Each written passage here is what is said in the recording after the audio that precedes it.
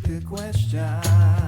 So Bob, we've got a guest. Yeah, I brought my twin on the podcast today. There's two? Uncanny. And maybe give a little Bart background. I've coached for, I think I just finished my 14th year if I add it up right. So what is this NIL when it comes to college sports? Is that a good thing? Do we want college powerhouse blue blood names dominating, or do we like the occasional Vanderbilt upsetting Alabama? How do you guys feel about that? Welcome to the Only Stupid Questions podcast, where we ask the questions that may be too stupid to ask. I'm Brandon. I'm Bobby. And I'm Matt. Only stupid questions. Yeah, I think so. Yeah. Okay, let me know. Good enough to hear the Cougar fight song. Let's not. All right, so that's going to be coming later because I've contacted a compilation of people to bring together something truly magical and deserving of the Cougars' win. And I'm just waiting for the current leader of the Mormon Tabernacle Choir to get back to me and for my concert hall reservation. So that should be coming in about a week. Sure. Wow. All right. Yeah. I didn't want to, do something really crappy, considering last time you had to sing it to me. It was like voices of angels were singing from down high. Whatever. Sounds good, though. Yeah. That's crazy. All right. We'll accept it. So, Bob, we've got a guest. Yeah, I brought my twin on the podcast today. There's two? Uncanny. Two Bobbies, Two of them. separated by 3 years. Oh, okay. Okay. One of us is better looking. I'll let the viewers decide. Yeah, but my brother Bart, he is in Bart. town. Nice. He brought his family out Yes. to the Carolinas. Very cool. Yeah, it was quite the trek. Yeah, that is a long trip. Do you fly? Do you drive? What? So we flew. We found a deal on Frontier, and we took an hour to get to Denver from Salt Lake City. We then had a 20-hour layover, Oh, wow. and apparently snowpocalypse was about to hit Denver, so we didn't know if we'd be leaving. And then we finally got to Charlotte, thinking we were almost there, and then we had a 2.5-hour drive to Robert's house. Jeez. I don't know if I'm allowed to disclose where you live, but Well, we've talked about it on the podcast where I live. I don't think anybody truly knows where that is. But Bart said, you live in the absolute middle of nowhere. And I said, or is it central to everything?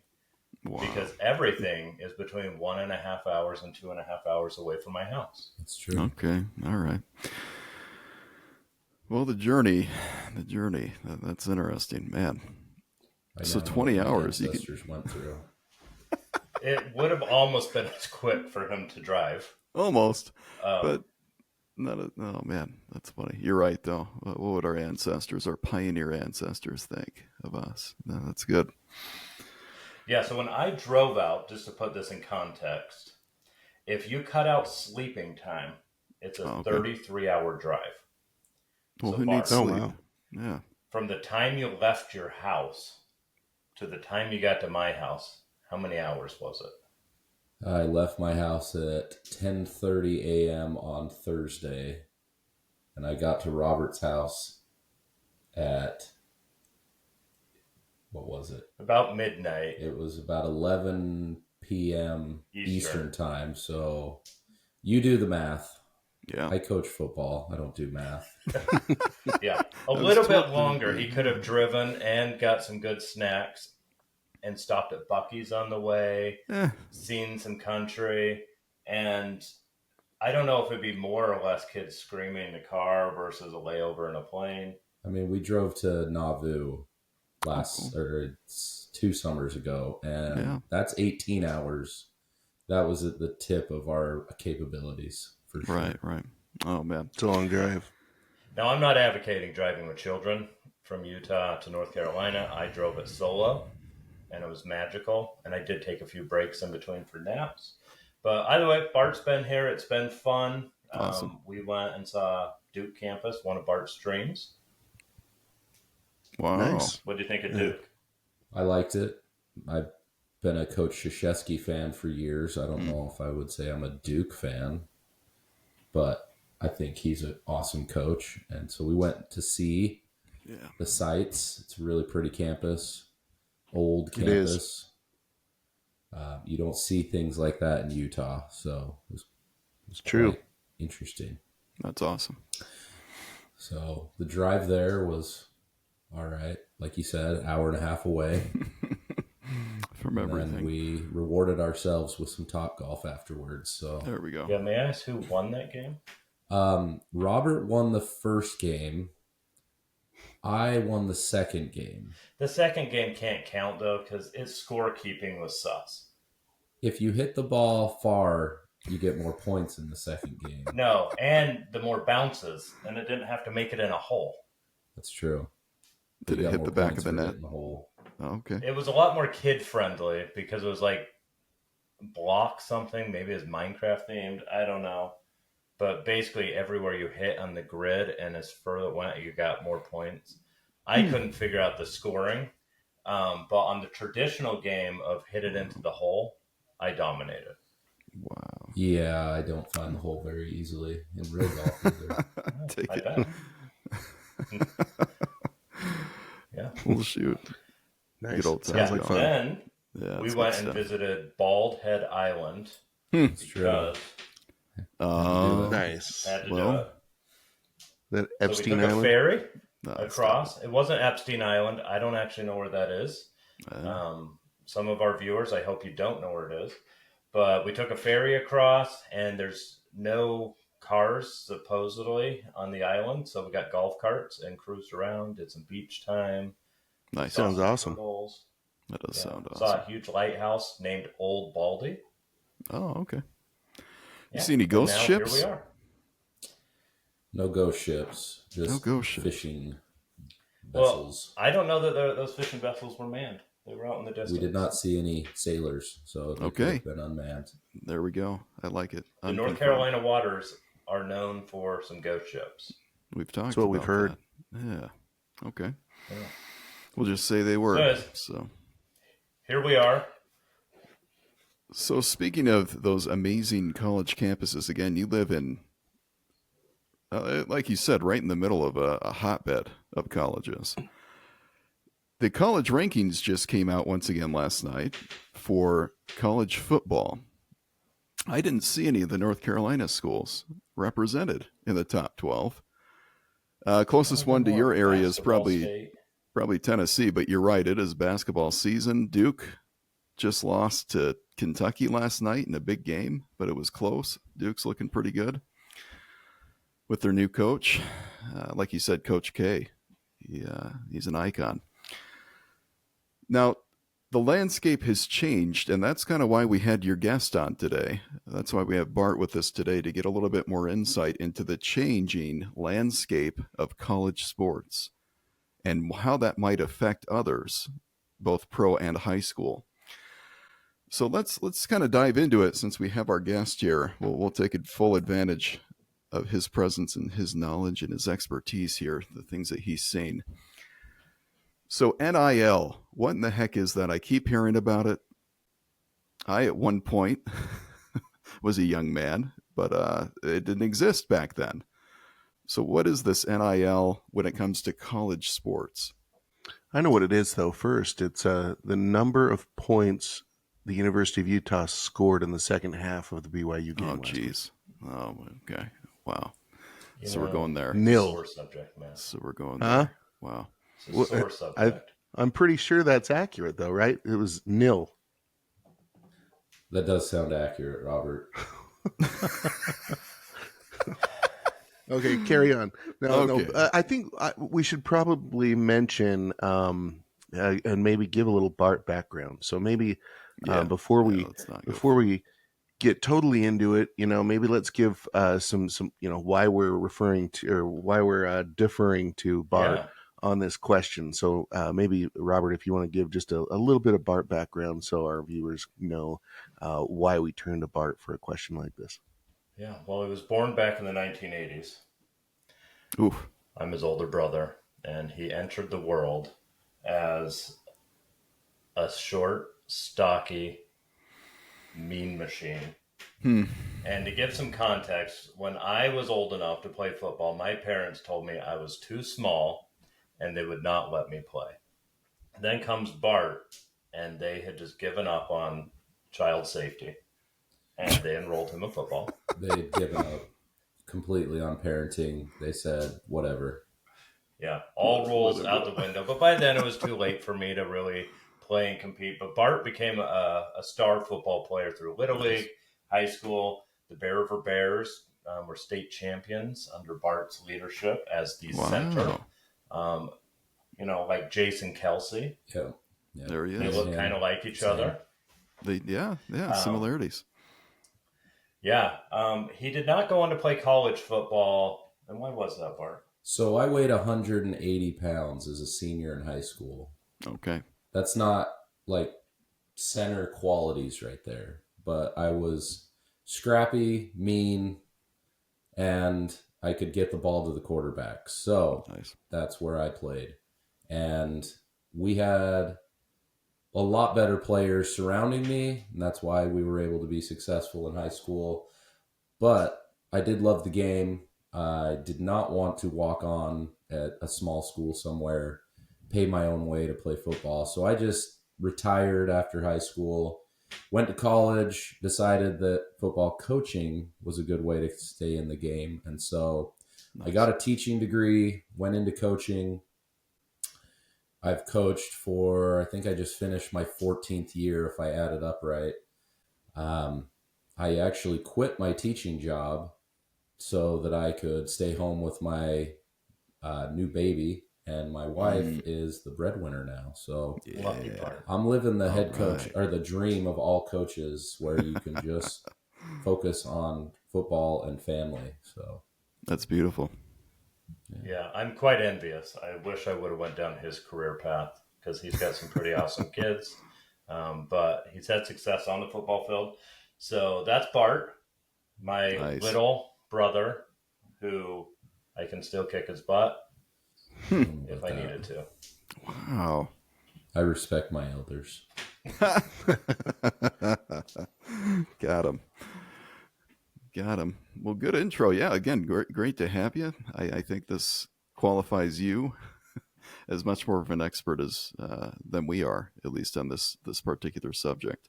So again, great to have you. Thank you for joining. Thank you. It's actually early in the morning.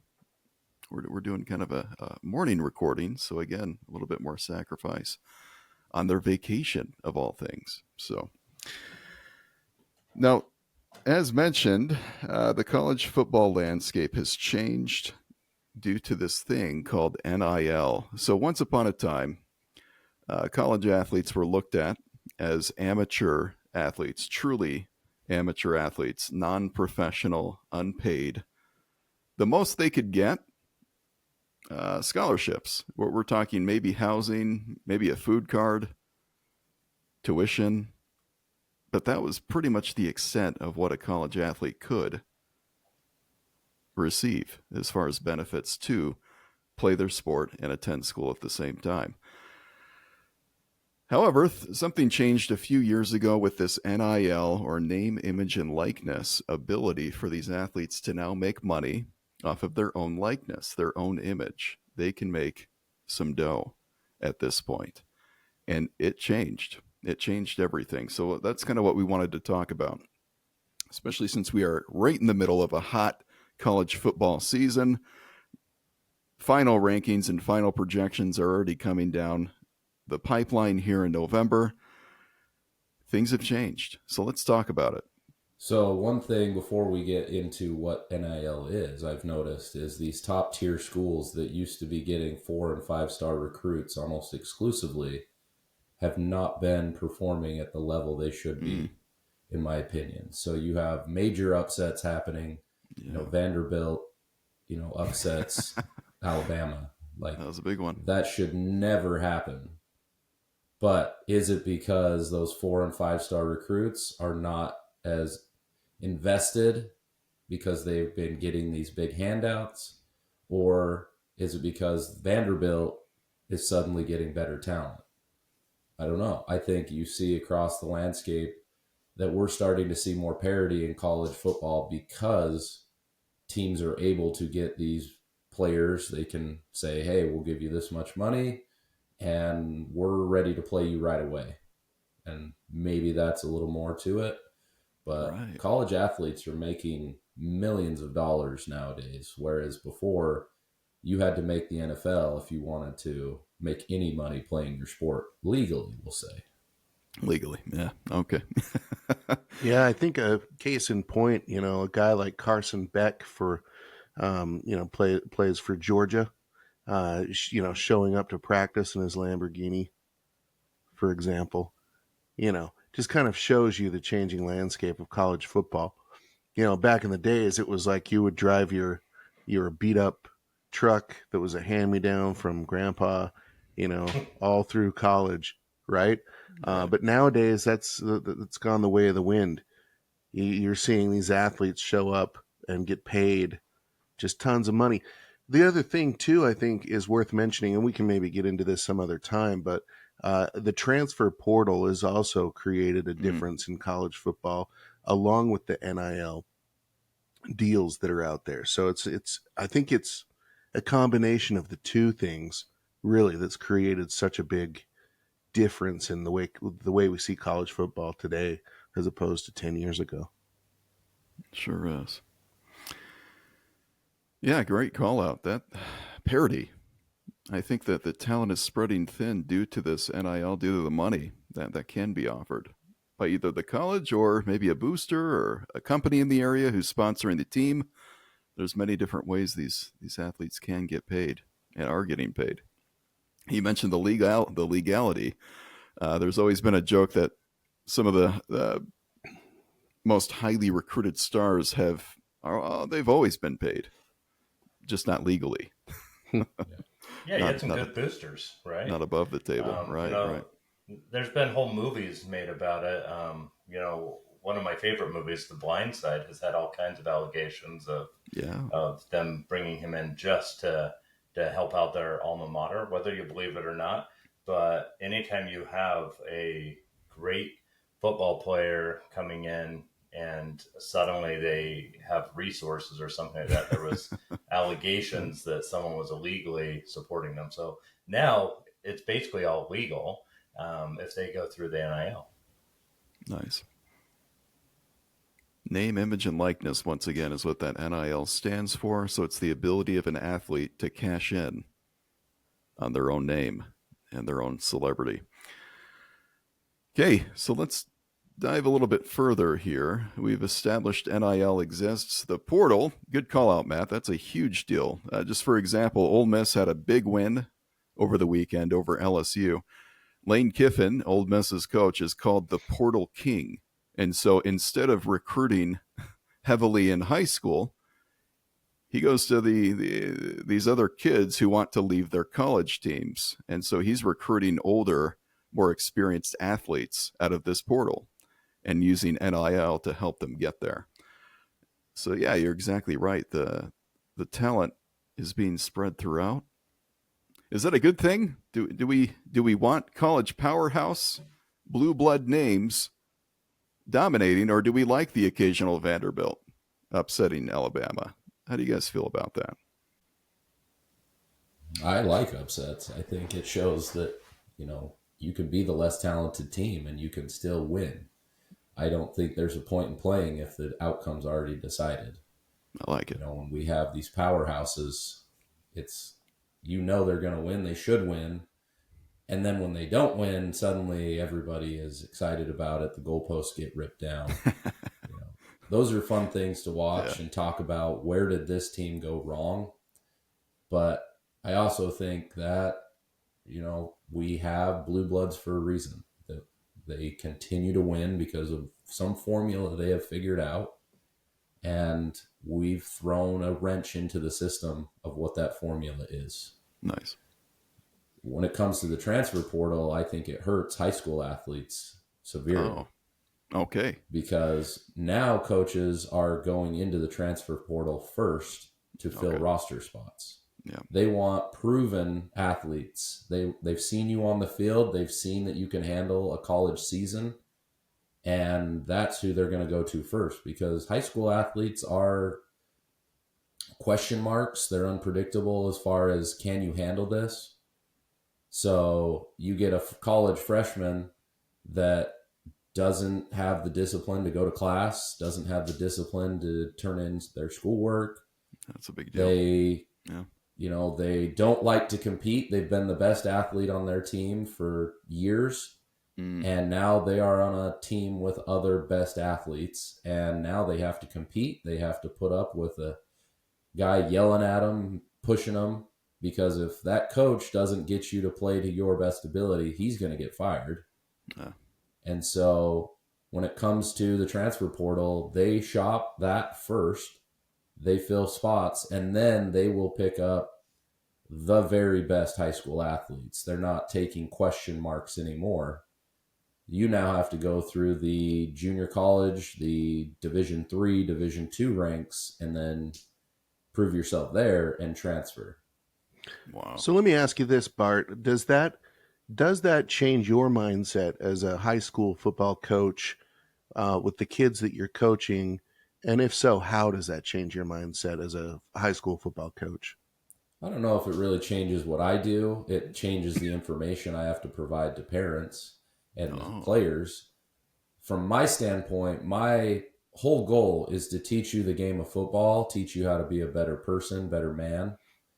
I am not trying to get you to the next level of football. That's not how I grade my success. Now, the players that are in that position of they want to play college football, we'll have conversations of what they need to do, and I will work with them and help them get there. But as far as like how many scholarships is Utah or BYU going to be offering this year, I don't stress about that. Because especially for Utah, where I coach, you have 6 Division I schools if you're counting FCS and FBS. And unless you are a certain height and weight and ability to run, Division I schools are not picking you up. I think I read a statistic that out of high school athletes, less than 7% of high school athletes will play college football, and less than 3% of those will play Division I football. Oh, wow. And so if you're talking athletes in one state with only 6 schools that play football and they're all Division I, and you do have a junior college in Snow College, but you have those schools, the numbers are not in your favor of playing college football in Utah. So I tell kids all the time, if you want to play college football, you're going to have to go out of the state. There are a ton of Division II schools in the Midwest and the East Coast that need athletes. They need bodies. But what I run into every year is kids don't want to leave the state. They want to stay home close to mom and dad. They want to be able to drive home on the weekends and do laundry. They do not want to leave for football, which I find interesting because we have such a high population of missionaries that go all over the world for 2 years and don't get to see mom and dad. But when it comes to college football, they really struggle leaving the state. If you notice, when you get a big name from Utah, they go to USC or Stanford, Washington, and then they come back to Utah. So you look at Puka Nacua, he started at Washington and ended up back at BYU. And, there's so many examples of those kids. You brought up Ole Miss, like Jackson Dart is one of the few that haven't come back after, playing outside of the state. So, that's right. And college coaches know this, and so they are less likely to offer full ride scholarships to Utah kids unless they are absolutely dominant. They'll offer them a walk-on. They call them preferred walk-ons, so you have a for sure spot on the team, but you don't get a scholarship. And they'll offer those a lot more to Utah kids because they're hoping the Utah kid will walk on, and then they can pick up a kid from California or Florida or Texas and offer that kid a full ride scholarship, and they save space. So it's kind of a crazy system. I understand both sides of it, but what parents and players need to understand is if your goal is to play high school football or college football, then one, genetics have to be on your side. Right. Like if you're 5'5", 180 pounds, you better run like lightning, because there's very few programs in the Division I that have players under 6 feet tall that aren't super, super fast. Crazy fast. So if you're not crazy fast, you better be big. So you're out of luck, Brandon. That's what Bart's saying. Fine. Has nothing to do with my age. Just right. No. Well, you mentioned Bart, a guy like Jackson Dart, and it kind of reminded me of a question. It's slightly off subject, but a guy like Jackson Dart took a very. I happen to know he's from my hometown in Kaysville, but he ended up going to high school at Corner Canyon, I think. What is the impact that you're seeing in terms of high school variances, and does that drive you nuts if you get a talented kid that's in your school and you kind of see him coming up and you're kind of excited for him to play for your high school, and then he takes a variance and goes to some other bigger school to get noticed? Do you see a lot of that happening? It's a ton. Like, okay. You have even in high school football, you now have the blue bloods and you have everybody else. So, like, I coach at a small town school where transfers aren't really a big deal, because if you live in northern Utah, you're probably not driving a long distance to go to another school. So we don't get a ton of transfers. We do get kids moving in and out all the time, but if you live in Davis County, Salt Lake County, Utah County, where most of the population is, it is throwing darts at a wall to see who's going to be on which team every year. Wow. And they've created rules where the state enforce it. They don't really enforce a whole lot, but they have rules that say, if you transfer schools but don't move, then you have to meet certain criteria. And they've kind of watered that down over the years to where now you sit out 5 games if you transfer without meeting these factors, which it used to be you should have been sitting out the whole year. Okay. But now it's 5 games. So you miss preseason, and then you get to play region and playoffs. So wow. Basically, there are loopholes all over the place. If you want your kid to play at another high school, you can get it done. Right. You used to have to pick up and move your entire family to that boundary if you wanted to play there. Now it's just, how much do I want to invest in my kid playing at this school? And you can get it done. Wow. I've seen parents give up guardianship of their child and sign it over to another adult. That's crazy. So that their kid could play at that boundary. Yeah, that's nuts.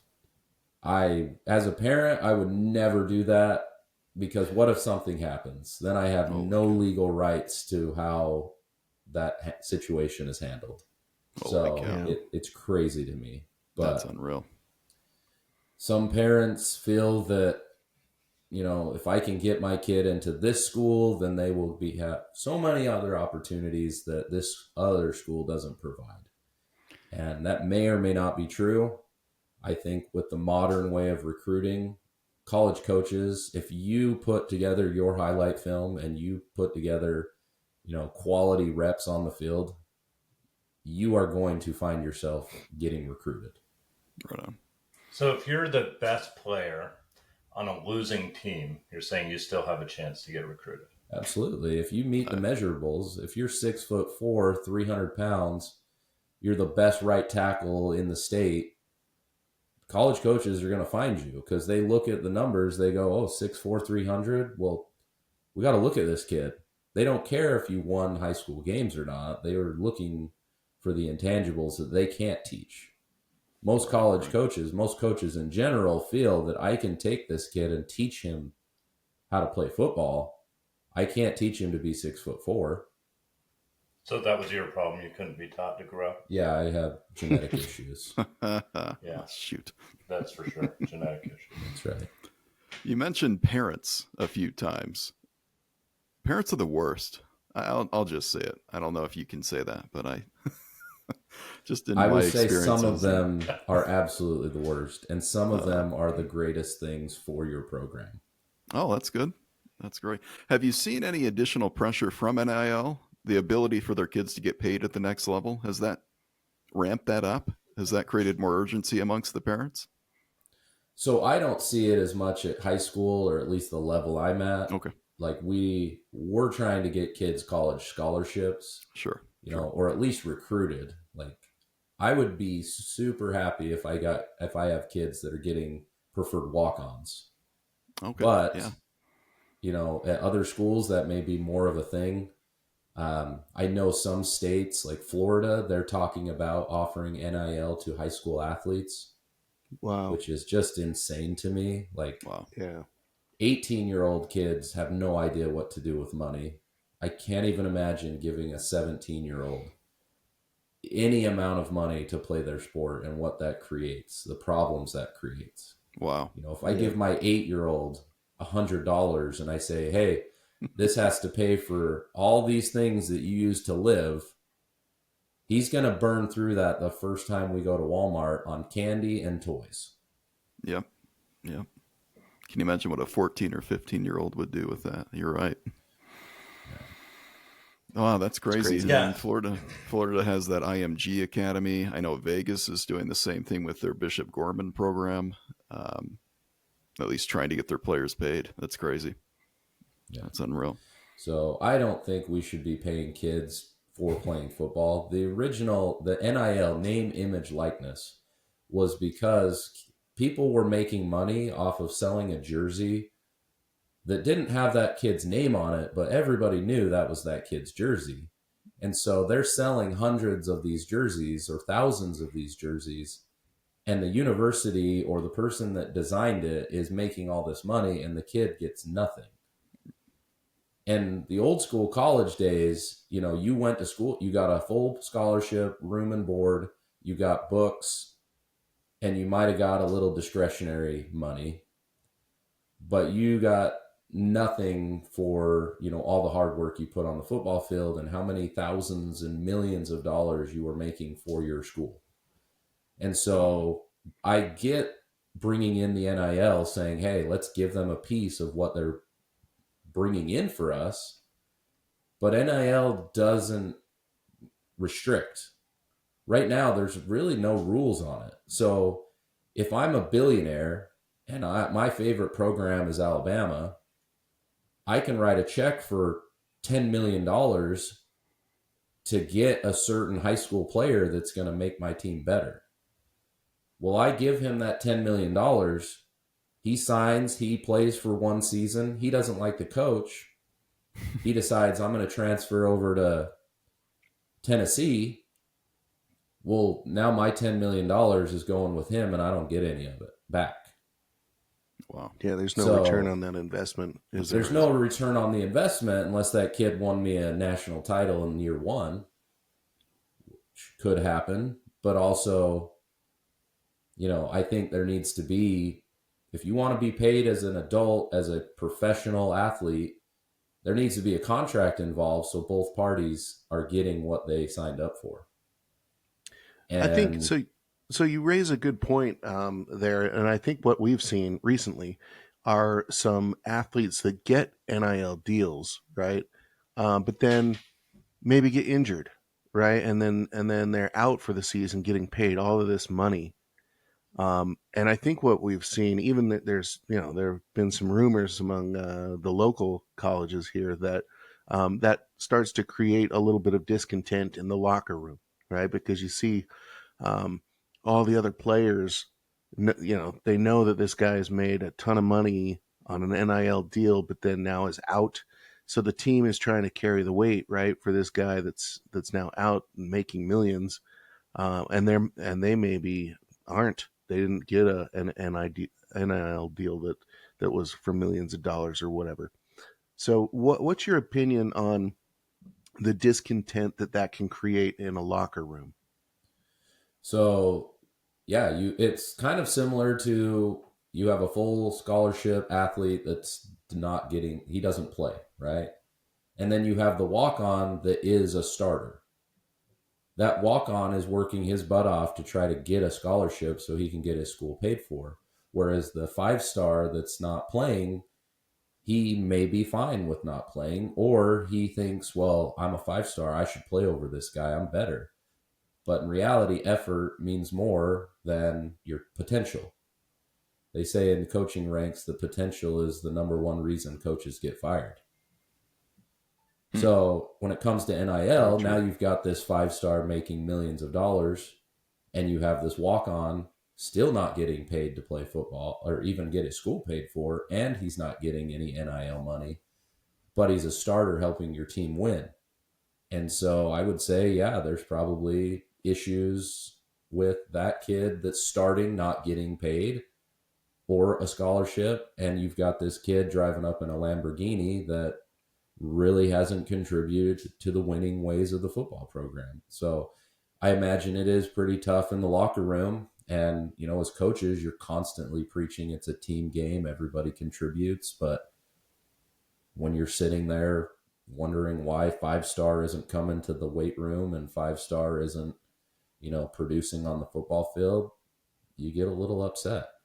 And I don't know how teams are handling that, but I know a lot of colleges have started collectives where they have somebody going out in the community fundraising, and that way they can be providing money to kids that aren't, you know, big name celebrities, and everybody gets paid at that point, which, you know, I went to Utah State.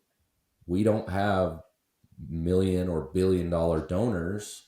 We don't have a lot of them, at least. And so that collective is not going to be as high as Oregon, where they have, first of all, Nike money and everything else. So that's a good example.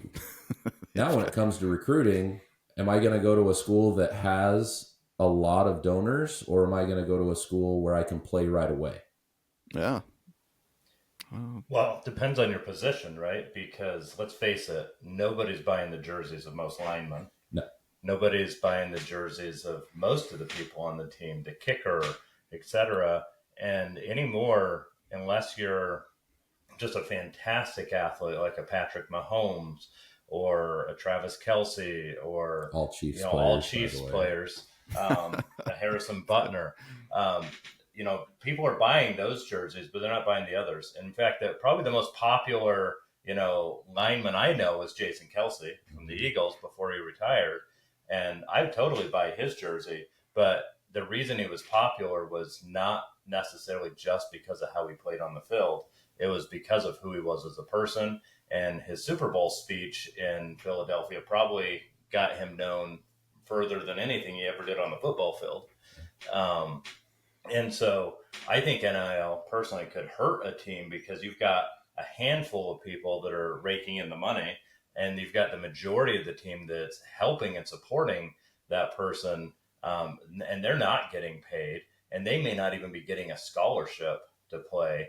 And if you're a football player, let's face it, you can't have meaningful employment, go to school, and play football. Yeah, so you know, my personal view is I think NIL actually hurts the league overall. And I also think there's no incentive for some of your big name athletes now to step into the NFL if they're getting paid in college, and you're probably seeing more 5th and 6th year college students playing on the field. Yeah. Whereas previously their motivation was to do their very best and work the hardest they could, because if their desire was the NFL to get paid, they had to prove themselves. They don't necessarily have to do that now. I mean, look at Cam Rising, how much money he's making in college. I don't know if he's an NFL caliber quarterback. He seems to get hurt a lot, but right. He will make more in college than he will make in the NFL. You know, he might collect the NFL league minimum for a few seasons, and that's not even going to touch what he's making in college. And so, like you said, there might be more kids playing longer because of it, which I think would be awesome. But the money does not get distributed, equally, I would say. And not even football. NIL applies to all college sports. Right. So, if your soccer team wins the SEC, like Texas University just had, like how much are those girls making compared to their football program? So, like, it's true. Does that get into some Title IX issues? That's another question. But the NCAA has not really put anything on there other than opened the door. So what do you think would be a better method? Because obviously prior to NIL, you had athletes who the schools were making millions upon millions of dollars, and the athlete wasn't getting anything. And in fact, some athletes, even though on scholarship, may not have been able to really afford living because, again, they can't work. But, your books are paid, but, you still got to eat or maybe want to have a social life. So it feels like there needs to be something more in the middle where they can be taken care of while not turning them into millionaires while they're going to school. So what do you think the solution is? I mean, if in its current state, make it semi-pro, you get a paycheck, and that paycheck has to pay all your living expenses as well. So you want to go to college and get an education, some of that money's got to go towards paying tuition. I mean, if you go to some of these universities, your tuition is going to cost you $100,000 a year, and you're getting that free, plus books, plus room and board. You're looking at almost $200,000 worth of money there. That a lot of people are saying that's not good enough. But somebody that wouldn't have that opportunity any other way, that's a very good opportunity. And I think that's why the NCAA got away with it for so long in not paying athletes, is because they're saying, we're giving you hundreds of thousands of dollars towards your education, and that's good enough. Now, you hear stories where athletes they just simply weren't getting enough food because they would be given a meal card, but on holidays and weekends, that meal hall may not be open. And so, they're living off of a Little Caesars pizza for however many days. Right. And now before NIL, they did shift it to where they had unlimited meals. And then they would get, programs would give them gift cards to restaurants during holiday breaks and things. But, I think you have to figure out a system to where athletes are getting compensated for what they're doing. But I don't like the idea of paying 18 to 24-year-olds millions of dollars so that they can go dump it on Lamborghinis and Bugattis and, name the car. And, they're living in, $1 million condos in LA while their teammates are living in dorms. I think the disparity there is insane. And all because you can play football and be celebrated for it. What do you think about an equal distribution of wealth? So let's say some booster gives, I don't know, $1 million, right, to a college. What wouldn't it make sense to just equally disperse that? Let's say that booster says, okay, this is for the football team. I want this $1 million to go to the football team. And then he can just equally disperse this among all players across the whole thing. Would that make sense? Is it? And I think that's what some universities are trying to do with their collectives, is gather up, $10 million for the football team and giving every player a certain amount, and maybe, kicking in a little extra for your starting quarterback and your, star DB.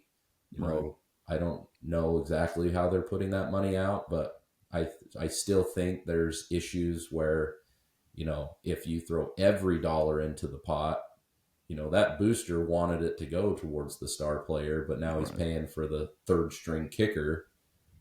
to get the same as the starter. And Right. I think you run into issues there as well. So, yeah, like, I do think that everybody needs to get a certain amount. If you're going to pay anybody, then everybody better get a certain amount. Okay. But, where do you draw that line? Yeah. Like, is it an extra $1,000 a month, or is it everybody gets $20,000? Oh, that's interesting. I think University of Utah is a good example to bring up here as far as what they're attempting to do. So I don't know if you saw this in the news last year. 85 football players on scholarship received leases for brand new Ram trucks. And so their leases, they weren't given the trucks, but most of the team are driving around in brand new pickup trucks right now due to this kind of a collective approach of the NIL of a local dealership trying to get their name out there. Thought that was pretty cool to see. You saw some no name players getting that. Now you do have to be on scholarship, and Right. you're going to have walk-ons that are wondering where their truck is, and I don't know where you draw that line, but I think trying to get 85 pickup trucks out to your football team is pretty great. That is. I've seen a lot of them drive vehicles, and I don't know that they come back in one piece, but Oof. Yeah, I mean, let's face it. The male brain, and being a male, I feel like I can speak with authority here. Oh, okay. Yeah. It makes a lot of bad decisions in your early 20s. So giving them all this money, giving them access to hot cars or trucks, they're going to go out and do some stupid stuff. Right. So I don't know what the right answer here is, but I think somehow we have to get back to our schools being focused purely on education, and let's focus our sports more on entertainment. And maybe it's like baseball where there's the minor leagues and you work your way up to the NFL, but not every player is getting paid with the NIL, right? But it definitely has had impacts to many football teams. And if high school players start getting played, like seriously, like what are we going to school for? And are we going to school to make money, or are we going to get an education and better our lives? Because I've known several people who have played in the NFL, and they weren't your star program people. Like they're getting the NFL minimum, but there's a time limit on how long they can play for, right? So, Not for long. The focus should be on education, because how many of them are dead broke after they get out and have nothing to fall back on because they didn't get a good education. Their professor just gave them the grade so they could play on the football team, whatever. So I personally have a hard time saying that, the way our schools run should be so focused on athletics, when really as Americans, we need to do better in the education front. Man, I was distracted enough as a high schooler, and now this is coming down the pipeline. I don't know how. I don't know how any of those semi-star athletes are going to focus when they see that coming down the pipeline. So I think guarantee you. Sorry to interrupt, but no, you're good. Guarantee you, the problems will come from parents if you start putting that kind of money into high schools. Yeah. That will be the parents' pure focus on their whole day. Will be getting more money for their kid, and why isn't my kid getting more money? Yeah, and suddenly it falls on the coaches as to why their kid's not getting more money, and you will have a nightmare if you put that into high schools. Unbelievable. Because at least in college, you can not deal with a parent; you can simply deal with the athlete. But now you have minors at that level, like you said. You're handing money to teenagers. Oh, and the corruption and the jealousy and the drive from the parents. I can't even imagine that. You see it enough at youth sport levels right now already. The 8-year-olds, my kid's going to make it to college and I'm going to do everything they can. Anyway, the parents are already insufferable. Man, if you added that to the mix, I can't even imagine. Hey, let's start sponsoring Little League. Yeah, hey, I mean, if I throw some money on Cooper's team, will help them win more games? No, it will not. Cooper People ain't getting paid them. More snow The cones. root of truth. Keep him hungry. Yeah, that's the thing, though, right? Got to keep hungry. There's got to be a hunger for something. Well, that's really interesting. We loved having you on today, Bart. That you gave us a different perspective, keeping us up to date on what's happening right now. Thanks, Bart. Yeah, amazing. All right, so outside of football, real quick, I know we got to wrap up, but what was your favorite meal this week? The Philly cheesesteaks were phenomenal. Oh, that's what I heard. Guys, I told you I got that Blackstone, right? I've been putting it to good use. I've made Bart a lot of meals, and he asked me, he's like, do you eat like this all the time? Like looking at me up and down like you fat. Confession, I've been just trying to showcase some of my abilities here. So I made him some Philly cheesesteaks. My secret was some thin sliced ribeyes that I got from the Home Foods Market here in Rayford. Sounds good. So they were good. We made some stuffed French toast. What else did we make this week? Well, we had garbage hash yesterday, or 2 days ago, and we had breakfast sandwiches this morning. What did we have day one? Just pancakes. Chocolate chip pancakes, not just pancakes. Is that all? Oh, okay. We've done a lot of breakfast on the Blackstone. So you guys need You're making me hungry. Get into it. Yeah, I'm starving now. Thanks. So if Blackstone is hearing this, sponsorship. Throw some money here, not at the NIL. That's right. We'll take it. Spread it evenly, not just with the star over there in Carolina. Let's get some money this way. Yeah, our family, as you can tell, we're bigger guys. We like our food. We've eaten a fair share of it. Yeah, we have another brother. His name's Brian. He's not on the podcast because he didn't come out. He's a curmudgeon, but he also can do some mean things using a grill. Nice. So maybe we'll bring him on someday. Yeah, we should showcase some talents there. All right. Well, I'm hearing mass mutiny outside my door. Okay. All right. Hey, well, Thank thanks you once for joining. Yeah, thanks for having me, guys. Awesome. Yeah, we'll talk to you later. Hey, thanks for listening to the Only Stupid Questions podcast. Give us a like and a subscribe. Please leave a review wherever you listen to your podcast. Only stupid questions.